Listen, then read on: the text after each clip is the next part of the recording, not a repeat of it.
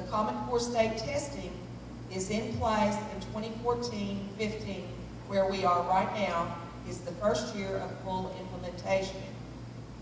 We're finding that not only do we have what we call traditional test items, there aren't many of them, by the way, traditional, where there's facts, knowledge, and information, that is very, very light. But the focus is now on the other area of goals or objectives, which every teacher is trained in. I was trained in this too. Bloom's taxonomy, as an educator, Bloom's taxonomy of the cognitive and the affective domain are two areas. The cognitive domain is the traditional academics. What you think, know, facts, knowledge, and information. That's cognitive. The other is affective. That is emotions, feelings, attitudes, values, and beliefs. ACT, SAT are controlled through David Coleman. Again, he is the head of the College Board. They write the ACT. What's happened is we've got a bait and switch. ACT, trusted entrance exam for college. I took the ACT myself in Western Oklahoma. Many of our legislators in Oklahoma are still confused about this because we're getting ready to get new contracts. ACT is not what you think it is or what it has been unless you know, if it's what you think it is, you know it's been changed. It is aligned now with Common Core. So ACT, SAT, and Pearson testing. The Pearson textbook that was found in one of the counties in Florida. There were a lot of news stories about it, I think on Fox News and some other national coverage. It had one full chapter on Islam. A full chapter. Now, was there a full chapter on Christianity following or preceding or anywhere in the book? Of course there wasn't. Because, you know, we must learn to be more loving, get rid of hatred, you know, all of these things we keep hearing about ourselves and our society. And yet, we traditionally are a very open society, a very tolerant society. Do I think individuals can improve and society can improve? Of course. But these lies that have been perpetuated in the name of pushing a propaganda for a political agenda is beyond what we can really believe could happen in our schools. But because the testing items are controlled by the federal government, that's where the control is. Now, I'm going to offend Democrats and Republicans alike if you're partisan. I ran as a Republican in 1994. Governor Keating appointed me to be Secretary of Education in Oklahoma, but there were 12 Democrats on the Senate Ed Committee, 5 Republicans, and it was a straight party line vote. The Democrats voted against me, Republicans voted for me, so I was not confirmed. It was a 2-day hearing. Then he asked me to stay as Education Advisor. I did that, then later was appointed Deputy Commissioner of Labor for Workforce Education and Training. And that was because of the School to Work component of this system. School to Work is a program that Bill Clinton had along with outcomes-based education and Goals 2000. If you remember back in the 90s, this was where this was centered.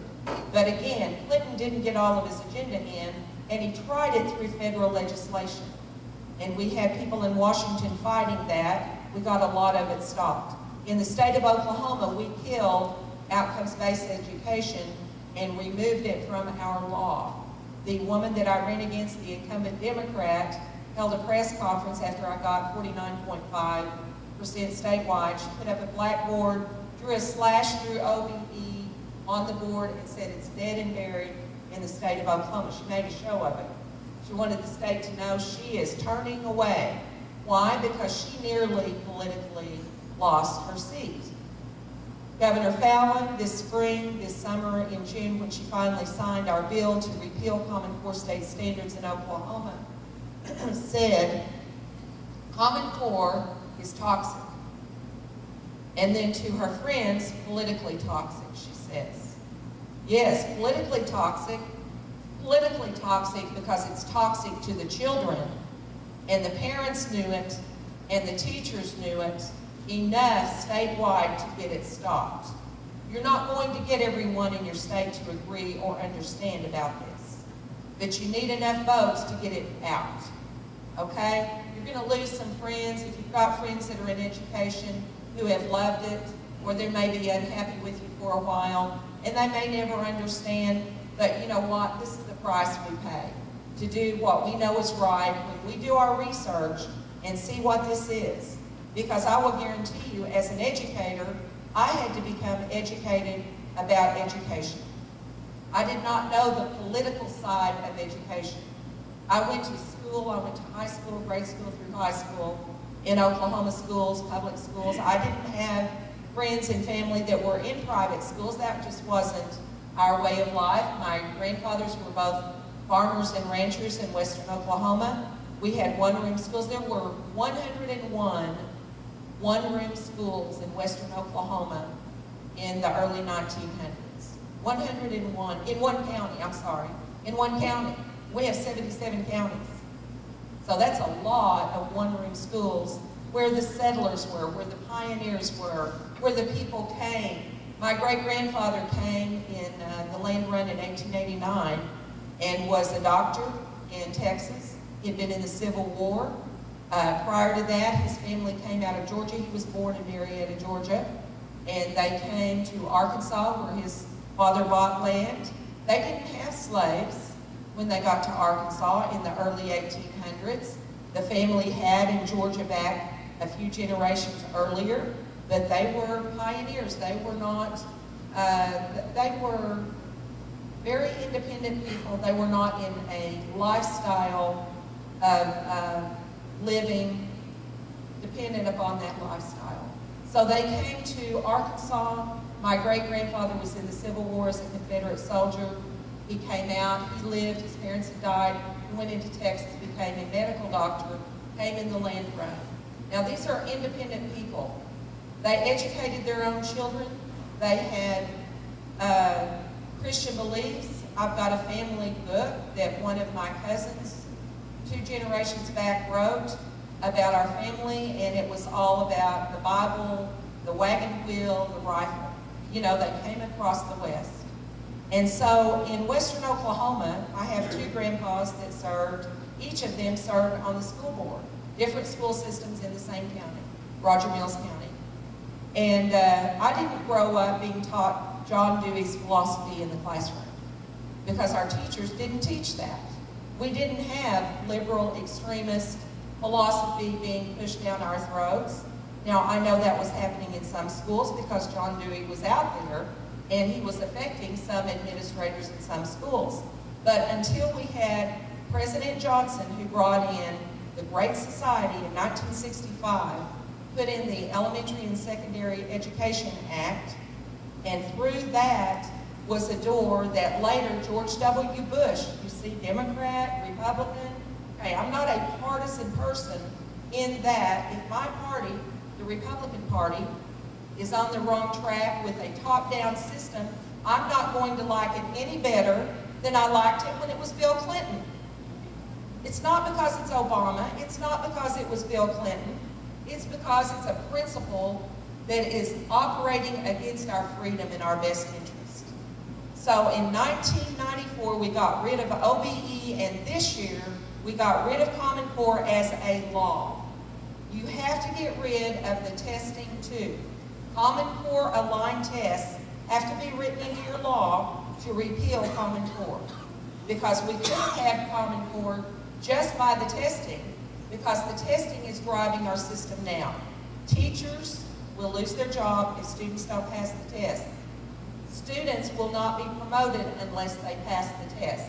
So it's a high accountability system, and they've got to pass the test. The teachers need them to, the students need to, and of course teachers have cared about students anyway, but I'm saying the stakes are so high now. There's a high stress and intensity to do what's on the test.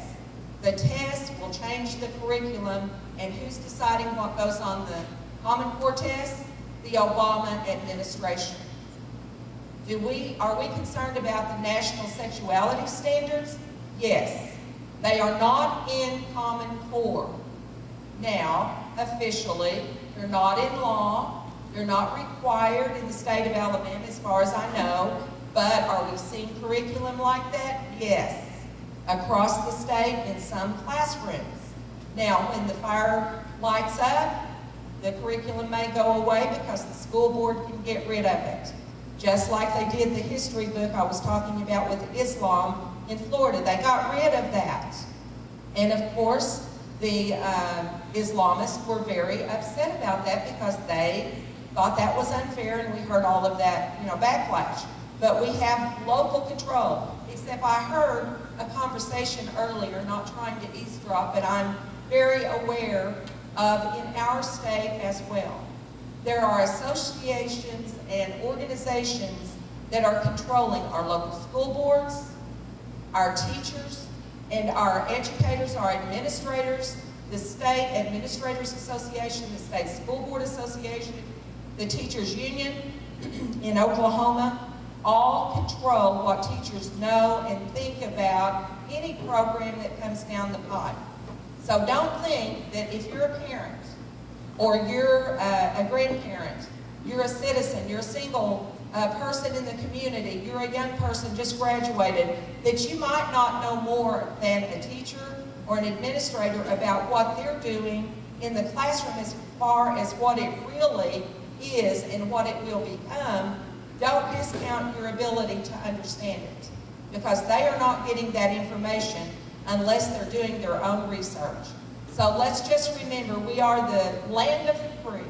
We are the home of the brave. And to remain that, our children must be educated, fully educated, and we must repeal Common Core. Thank you.